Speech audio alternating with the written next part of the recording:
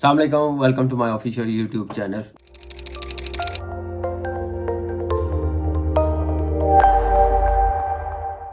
दूसरा टी20 South Africa Pakistan का आज, और साउथ अफ्रीका ने इजीली पाकिस्तान टीम को दूसरा टी20 हरा दिया।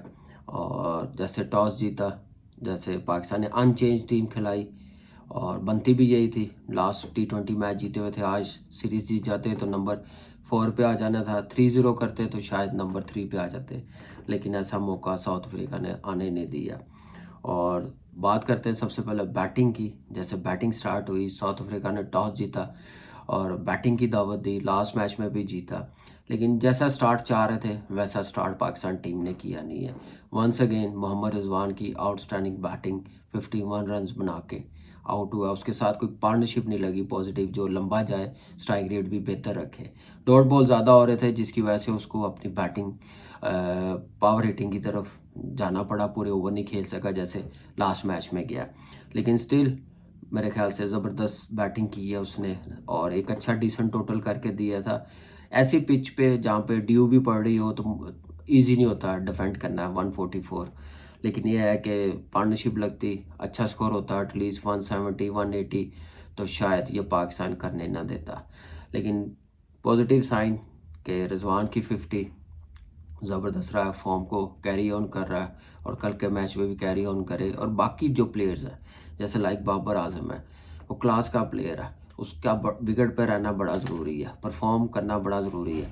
नो डाउट क्लास प्लेयर है, वर्ल्ड के 4 से 5 बैट्समैनों में आता है। लेकिन बड़े प्लेयर 2 से 3 इनिंग्सें ख़राब हो जाए तो पैनिक नहीं होते, तो बाबर भी पैनिक होने वाला बैट्समैन नहीं है।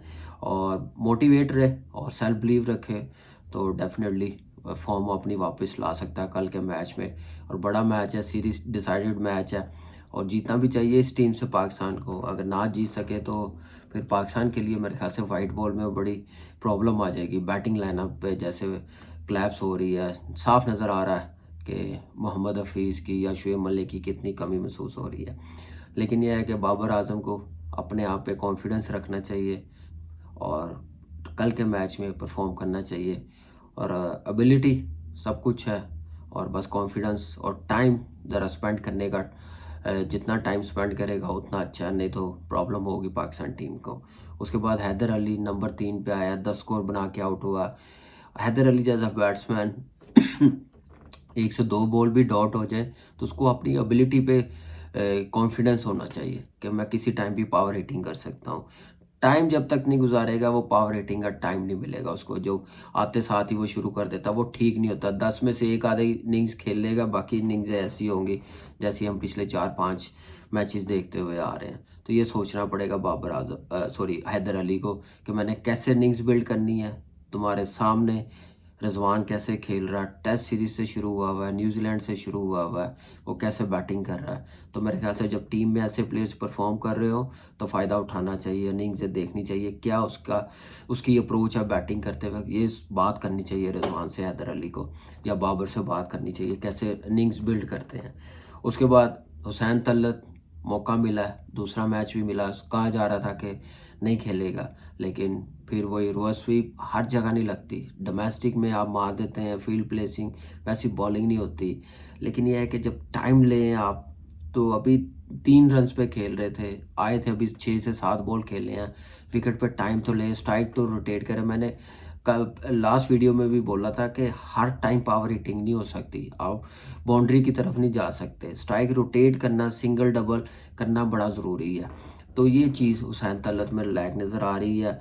इफ्तिखार 20 रन्स पे आउट हुआ है, अंडर 100 स्ट्राइक रेट से खेला है, ठीक नहीं है टीम के लिए। मिडल ऑर्डर के लिए जो वो स्पेशली नंबर 5-6 पे आ रहा हो उसको तो स्ट्राइक रेट 120 130 प्लस होना चाहिए, समटाइम तो 150 प्लस जाना चाहिए, क्योंकि नंबर ऐसा ओवर्स कम हो जाते हैं। लेकिन खैर आज बारी जल्दी आई थी तो ये फिर भी 120 प्लस स्ट्राइक रेट चलना चाहिए था। खुशदिल शाह वंस अगेन फिर खिलाया गया, टीम मैनेजमेंट बड़ा कॉन्फिडेंस दे रही है, ठीक है। लेकिन अब मेरे ख्याल से सोचना पड़ेगा टीम मैनेजमेंट को 11 में किसको खिलाएं किसको ना खिलाएं। बेंच पे भी बैठे हुए हैं काफ़ी प्लेयर, दानिश बैठा हुआ है, आसिफ अली बैठा हुआ है, आमिर यामीन बैठा हुआ है। थैंक्स टू फ़हीम अशरफ जिसने 12 बॉलों पे 30 रन्स किए हैं, तो मेरे ख्याल से फिर जाके 144 रन्स किए हैं। फ़हीम अशरफ के रन्स निकाल दें तो फिर हम लोग स्टैंड करते हैं जाके 110-15 पे। तो मेरे ख्याल से हमारी एबिलिटी इतनी नहीं है 110-15 वाली, ना 144 वाली टीम है। एटलीस्ट ऐसी टीम को, ऐसी बॉलिंग लाइनअप को 170 180 पे करना चाहिए। तो ये स्कोर हुआ था पाकिस्तान लाइनअप को। बड़ा ज़रूरी है कल का मैच जीतना। लेकिन साउथ अफ्रीका की बॉलिंग की बात करें, जे स्मार्ट उसने अटैक किया था 4 ओवर्स में 20 रन्स लेफ्ट आर्म स्पिनर्स ने किए। पिटोरियस 5 विकेटें ली हैं उसने, ज़बरदस्त एनालिसिस, ज़बरदस्त बॉलिंग की है 17 रन्स दे के। तो एक अच्छा उसका कैरियर बेस्ट बॉलिंग स्पेल भी हुआ, 5 विकेटें भी ली हैं, इतना बड़ा टोटल नहीं करने दिया। बड़ी चैनल बॉलिंग की है उसने, वेरिएशन के साथ बॉलिंग की है, जिसकी वजह से बैट्समैनों को मौका नहीं मिला रन्स करने का। उसके बाद सिर्फ आमला 3 ओवर किए हैं, 29 रन्स दिए हैं। वंस अगेन जिसने बैटिंग लाइनअप को पैनिक रखा हुआ मिडल में, जहाँ पे रन्स होते हैं, स्पिनर भी हो, कोई भी स्पिनर हो, लेकिन शमशी ने जैसे बॉलिंग की है, ज़बरदस्त बॉलिंग की है, मैच डाला हुआ था, अग्रेसिव बॉलिंग कर रहा था, बातें कर रहा था। उसके बाद देखें जाके उसने बॉलिंग की है, बस 16 रन्स दिए हैं और 1 विकेट ली है T20 क्रिकेट में। ये उनकी बॉलिंग थी जो उन्होंने कम बैक किया लास्ट मैच में, जो गलतियाँ की हैं इस मैच में नहीं की। तो ये क्रेडिट देना चाहिए साउथ अफ्रीका की बॉलिंग लाइनअप को। उसके बाद जैसे बैटिंग शुरू हुई है साउथ अफ्रीका की, मिलान जल्दी आउट हो गया था, एंड्रिकस 42 पे आउट हुआ 30 बॉलों पे। अच्छा स्टार्ट किया, पहले ओवर में आउट किया शिनशाह ने। फिर जे स्मार्ट आया, वो पता नहीं सिर्फ वो उसका एम ही ये था कि बाउंड्री की तरफ बॉलें फेंकनी। उसके बाद फैड वैलियन ने जैसे बैटिंग की है, 9 बॉल पे चांस तो मिला, 42 रन्स बनाए हैं। एक अच्छी पार्टनरशिप एंड्रिकस की और फैड वैलियंस की लगी है, जो जिसकी वजह से साउथ अफ्रीकन टीम इजीली जीत गई। उसके बाद आके डेविड मिलान ने आके बिल्कुल ही मैच साइड पे कर दिया। तो ये बैटिंग लाइनअप थी, ये अप्रोच थी साउथ अफ्रीका की बैटिंग की, जो उन्होंने इस अपॉर्चुनिटी को जाने नहीं दिया और सीरीज लेवल की है। ज़बरदस्त एफर्ट रही साउथ अफ्रीका की तरफ से, जो मैच जीते हैं। लग ऐसे रहा था पाकिस्तान टीम के पास मौका था, जैसे 2 टेस्ट मैच हराए हैं, ये तीनों T20 भी जीतनी चाहिए थी जैसी उनकी T20 की टीम आई। लेकिन क्रिकेट है, किसी को आप ये नहीं कह सकते कि ये जीतने के लिए खेलेंगे, या टीम पाकिस्तान की बड़ी ज़बरदस्त है। मेरे ख्याल से T20 की क्रिकेट में कोई भी टीम जब डे हो, जो बैटिंग रिदम आया हो, बॉलिंग रिदम आया हो, तो वन साइडर ही कर देते हैं। तो वो किया आज साउथ अफ्रीका की टीम ने। और बॉलिंग की थोड़ी सी बात कर लेते हैं पाकिस्तान की। मैंने लास्ट वीडियो में कहा था नया बॉल शहीन को ही करना चाहिए, वही किया उसने। 2 विकेटें ली अर्ली ऑन और फ़ायदा भी दिया।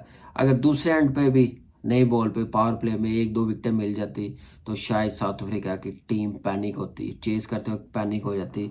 ऐसा होने नहीं दिया क्योंकि उन्होंने एग्रेसिव बैटिंग की है। Haris Rauf once again off colour रहा, एक लाइन पे बॉलिंग नहीं की, थका हुआ लग रहा। मेरे ख्याल से क्रिकेट वो इतनी खेला नहीं है, सिर्फ जिम्बाब्वे सीरीज़ खेला या न्यूजीलैंड में T20 खेला। उसके बाद आके बिग बैश में आया, टेस्ट मैचेस में बाहर बैठा रहा। आई डोंट नो क्या करते रहे, भगाते रहे हैं, ट्रेनिंग ज़्यादा करता रहा, जिसकी वजह से वो पेस और रिदम नहीं लग रहा, थका हुआ लग रहा है। फिर आज 2 ओवर्स में 26 रन्स दिए, लास्ट मैच में 44 रन्स दिए हैं। मोहम्मद नवाज ने 27 रन्स दे के 1 विकेट ली है। फ़हीम अशरफ ने 2 ओवर्स 17 रन्स। उस्मान कादिर पहले बॉल से ही साउथ अफ्रीकन बैटिंग लाइनअप ने उस पर अटैक करना शुरू कर दिया पहले ओवर से, जिसकी वजह से उसका बॉल गिरना नहीं वहाँ पे गिरा, जो लास्ट मैच में थोड़ा ड्यू फैक्ट भी आप कह सकते हैं। लेकिन ये है कि स्टिल कप्तान ने कॉन्फिडेंस रखा, तीसरा ओवर भी करवाया, स्टंप करवा लिया था, लेकिन नो बॉल हो गई। ये अनफॉर्चुनेट मैं बोलूँगा, हो जाती है, लेकिन कंट्रोल करना पड़ेगा। स्पिनर्स अगर वहाँ पे आउट हो जाता शायद मैच और लंबा चला जाता।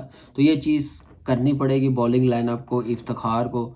आई डोंट नो ओवर करो आप करवाया ज़रूर है आपने, 1.2 ओवर से उसने 0.2 बॉल उसने किए हैं।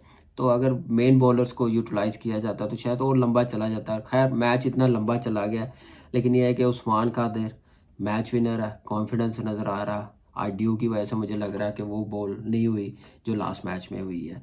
लेकिन नए बॉल पे हारिस रऊफ को सोचना पड़ेगा, कल के मैच में बड़ा पॉजिटिव माइंड रखना पड़ेगा, नहीं तो पाकिस्तान टीम के लिए प्रॉब्लम हो जाएगी अगर ये सीरीज़ ना जीत सके। उसी सूरत जीतेंगे। एक तो बॉलिंग लाइन और लेंथ वाली होनी पड़ेगी, वेरिएशन के साथ करनी पड़ेगी। हारिस रऊफ अगर खेलता है तो बड़ी समझदारी से बॉलिंग करनी पड़ेगी। शहीन को, फ़हीम को और छठा बॉलर जो है उसको बड़ा टाइमली यूज़ करना पड़ेगा। बैटिंग में बाबर आजम रन्स करने बड़े ज़रूरी है। बाकी जो मिडल ऑर्डर है, आप ये शो ना करवाएं अगर अब हफीज़ की कितनी कमी महसूस हो रही है या शुएब मलिक की कितनी कमी महसूस हो रही है। सेलेक्टर्स टीम मैनेजमेंट मौका दे रही है तो उसका पूरा फ़ायदा उठाना चाहिए। अगर ऐसे चलता रहा तो फिर आप खुद मौके देते हैं। तो मेरे ख्याल से इस वक्त T20 क्रिकेट में नज़र आ रहा है किसकी ज़रूरत है किसकी नहीं। सिर्फ ये है कि जीतना ज़रूरी है और राइट जो लड़के 11 में डिज़र्व करते हैं वो खेलना चाहिए। अब सोचना पड़ेगा कल के मैच में बैटिंग ऑर्डर में, फिर जो बेंच पे बैठे हुए हैं 2 प्लेयर्स मिडल ऑर्डर में, दानिश अच्छी फॉर्म में है, आसिफ अली जब 15 में अनाउंस हो जाए वो डग आउट में नहीं बैठता, वो 11 में खेलना बनता है उसका, उसको खिलाना पड़ेगा। नहीं तो प्रॉब्लम हो जाएगी आपके। जहाँ 2 ऊपर बैट्समैन आउट हुए तो नीचे कोई रन्स नहीं करने वाला, स्ट्राइक रेट अच्छा करने वाला नहीं है, पावर हिटिंग करने वाला, इनिंग्स बिल्ड करने वाला प्लेयर्स नहीं है। ये सोचना पड़ेगा टीम मैनेजमेंट को इनके मतलब।